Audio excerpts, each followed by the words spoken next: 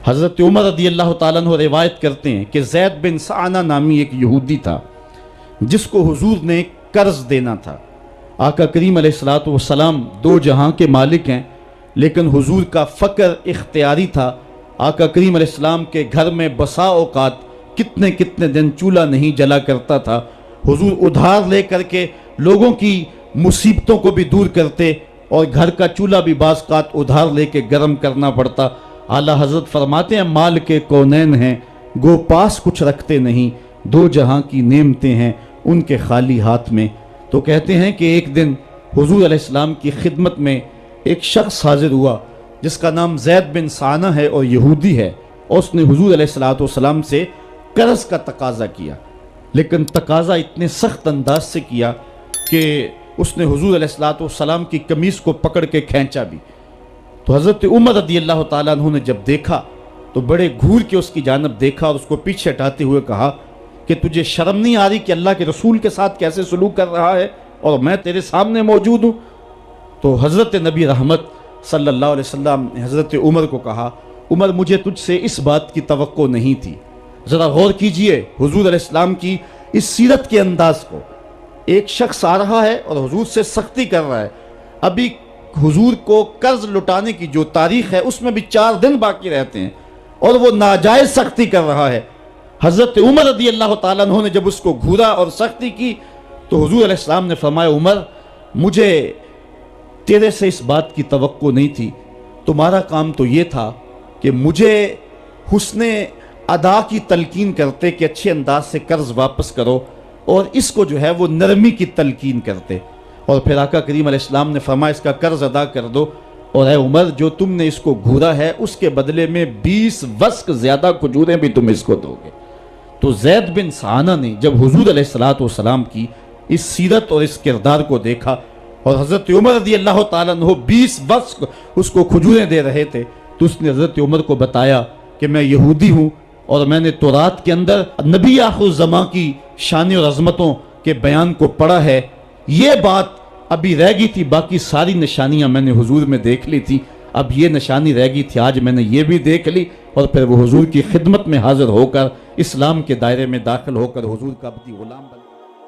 حضرت معاذ بن جبل رضی اللہ تعالیٰ عنہ فرماتے ہیں کہ ایک دن حضور گلی سے گزر رہے تھے اور میں ایک جانور کی کھال اتار رہا تھا، اور مجھے کھال اتارنے کا طریقہ نہیں تھا، مجبوراً مجھے کھال اتارنا پڑی۔ تو حضور گزرے تو مجھے دیکھا کہ معاذ بن جبل کو کھال اتارنا نہیں آ رہی، تو حضور رک گئے اور آقا کریم نے فرمایا، معاذ ٹھہرو ذرا میں تمہیں بتاتا ہوں کہ بکری کی کھال کیسے اتاری جاتی۔ اور آقا کریم آگے بڑھے اور حضور نے خود جو ہے وہ کھال اتاری، اور پھر مجھے فرمایا، معاذ ایسے کھال اتارا کرتے ہیں۔ آج ہم اپنے بڑے پن کو اور اپنی عظمت کو اس انداز سے لوگوں کے سامنے رکھنا چاہتے ہیں کہ ہم جو ہے وہ ٹشو کا ایک ٹکڑا بھی نہیں پکڑ سکتے، اور وہ بھی پکڑانے کے لیے ہمارے پاس ایک خادم موجود ہوتا ہے۔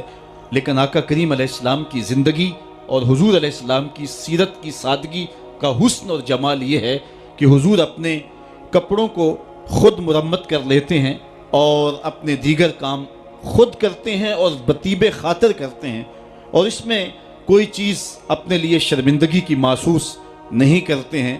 حضرت حسن رضی اللہ تعالی عنہ حضور علیہ السلام کے نواسے بھی ہیں اور آقا کریم علیہ السلام کی صحابیت کا شرف بھی پایا ہے۔ کہتے ہیں کہ کانا یجلس علی الارض، حضور علیہ السلام کی سیرت یہ ہے کہ حضور زمین پہ بیٹھ جاتے تھے، زمین پر بیٹھنے میں حضور شرمندگی محسوس نہیں کیا کرتے تھے، اس کو اپنے سٹیٹس کے خلاف نہیں سمجھا کرتے تھے، زمین کے اوپر حضور بیٹھ جایا کرتے تھے، اور فرماتے ہیں وَيَطْعَمُ، اور زمین کے اوپر بیٹھ کر کے حضور علیہ السلام کھانا تناول فرمایا کرتے تھے۔ حضور کی عادت یہ تھی کہ آقا کریم جب بھی کھانا کھاتے تو حضور جھک کر کے کھانا کھاتے۔ فرماتے ہیں کہ میرے پاس ایک فرشتہ آیا جو کعبۃ اللہ کے صحن میں کھڑا تھا، اور اس کی کمر کعبۃ اللہ کی چھت کے برابر تھی، اتنا اس کا قد تھا، اور اس نے مجھے کہا کہ آپ اگر چاہیں تو آپ کو نبی اور بادشاہ بنا دیتے ہیں، اور آپ اگر چاہیں تو آپ کو عبد اور نبی بناتے ہیں۔ تو فرماتے ہیں کہ میں نے جبریل کو دیکھا، اور جبریل مجھے اشارے سے تواضع کا حکم دے رہے ہیں تو میں نے عرض کی کہ میں نبی اور عبد بننا چاہتا ہوں۔ تو جب یہ بات حضور نے کہی تو فرمایا عائشہ اگر میں نبی اور بادشاہ بنتا تو یہ جتنے بھی پہاڑ ہیں یہ سونا بن کے میرے ساتھ چلتے، لیکن میں نے اس بات کو اختیار نہیں کیا۔ اور اس کے بعد حضور علیہ السلام جب بھی کبھی کھانا کھاتے تو حضور جھک کر کے کھاتے، جس طرح مالک کی دہلیز سے خیرات ملتی ہے اور کوئی خادم اس کو جو ہے وہ شکرانے کے طور پہ جو ہے وہ انتہائی عجز کے ساتھ کھاتا ہے، ساری زندگی حضور نے کھاتے اور پیتے ہوئے تکیہ نہیں لگایا، ہاتھ میں پلیٹ پکڑ کے اکڑ کے یا ٹہل کر کے یا جو ہے وہ بالکل سیدھے ہو کے نہیں، تھوڑا سا جھک کر کے بغیر تکیے کے حضور علیہ السلام کھانا کھانا پسند فرمایا کرتے تھے، اور فرماتے میں اس طرح کھاتا ہوں جس طرح بندے کھاتے ہیں، اور میں اس طرح بیٹھتا ہوں جس طرح اس کے عبد اور اس کے بندے بیٹھتے ہیں۔ یہ حضور علیہ السلام کا طریقہ ہے۔ ایک دن آقا کریم علیہ السلام ایک چٹان کے اوپر بیٹھے تھے اور حضور علیہ السلام قدید کھا رہے تھے۔ یہ خشک گوشت جو کر کے اس کو بعد میں جب پکایا جاتا ہے تو اس کو قدید کہتے ہیں، یا سرید تھی، حضور کھا رہے تھے۔ تو ایک خاتون وہ گزری اور اس کے بارے میں اہل علم کہتے ہیں کہ وہ بڑی زبان دراز تھی اور وہ مردوں کو بھی ایسی ایسی باتیں کرتی کہ لوگ جو ہے وہ اس کی شر سے بچا کرتے تھے۔ تو اس نے کہا کہ آپ تو ایسے کھا رہے ہیں جس طرح کے عبد کھاتے ہیں۔ تو حضور علیہ السلام نے فرمایا اگر میں عبد نہیں ہوں تو کون عبد ہے؟ فرمایا میں سب سے بڑا عبد ہوں۔ تو جب یہ بات سنی تو اس کے قدم رک گئے اور اس نے حضور علیہ السلام کی خدمت میں عرض کی کہ حضور آپ پھر اکیلے ہی کھا رہے ہیں، مجھے بھی کھلائیں۔ تو حضور نے ایک لقمہ اٹھایا، فرمایا لو تم بھی کھا لو۔ تو اس نے کہا یہ نہیں، بلکہ جو آپ کے منہ میں ہے میں وہ کھانا چاہتی ہوں۔ تو حضور علیہ السلام نے اپنے منہ کا نوالا نکال کر کے اس کے منہ میں ڈال دیا۔ تو کہتے ہیں کہ اس کے بعد کبھی بھی اس کی زبان پر کبھی فحش بات آئی نہیں تھی۔ حضور کے جوتے کی وہ برکت تھی اور اس کا وہ فیضان تھا کہ اس کے اندر ایسی روشنی ہو گئی۔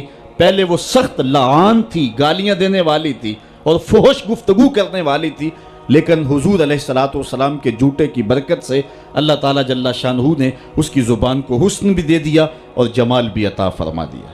تو حضور علیہ السلام کی عادت تھی کہ آقا کریم زمین پہ بیٹھ کے کھاتے، جھک کے کھاتے، فرماتے میں ایسے کھاتا ہوں جس طرح عبد کھاتے ہیں۔ وَيَلْبَسُ الْغَلِيظ، اور آقا کریم علیہ السلام موٹے کپڑے پہنتے تھے، باریک ترین کپڑے پہننے سے حضور نے گریز کیا ہے۔ اور یہ وَيُطِيلُ الصَّلَاةَ، اور حضور کی نماز لمبی ہوا کرتی تھی۔ وَيُقَصِّرُ الْخُطْبَةَ، اور خطبہ حضور مختصر فرمایا کرتے تھے۔ وَلَا يَعْنِفُ أَن يَمْشِيَ مَعَ الْأَرْمَلَةِ وَالْمِسْكِينِ فَيَقْضِي لَهُ الْحَاجَةَ، اور حضور علیہ السلام اس بات میں کوئی شرمندگی محسوس نہیں کیا کرتے تھے کسی مسکین، کسی لاچار، کسی بیوہ، کسی یتیم اور کسی مسکین کے ساتھ چلیں اور اس کے کام آئیں اور مصیبت میں اس کا دکھ بانٹ دیں اور اس کی حاجت کو حضور پورا فرما دیں۔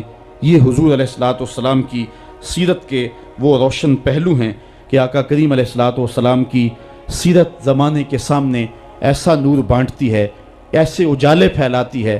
ایک شخص نے حضور علیہ السلام سے وعدہ کیا کہ آپ یہاں رکیں اور میں ابھی آتا ہوں، تو آقا کریم علیہ السلام اس کے انتظار میں وہاں رکے۔ 3 دن گزر گئے اور وہ نہ آیا، چونکہ حضور وعدہ کر چکے تھے کہ میں تیرے آنے تک یہاں رہوں گا۔ تیسرے دن اس کو جا کے یاد آیا تو وہ واپس پلٹا، تو آقا کریم نے جواب میں صرف اتنی بات کہی، آپ نے فرمایا یا فتح قد شککت علیہ، اے نوجوان تو نے تو مجھ کو مشقت میں ڈال دیا۔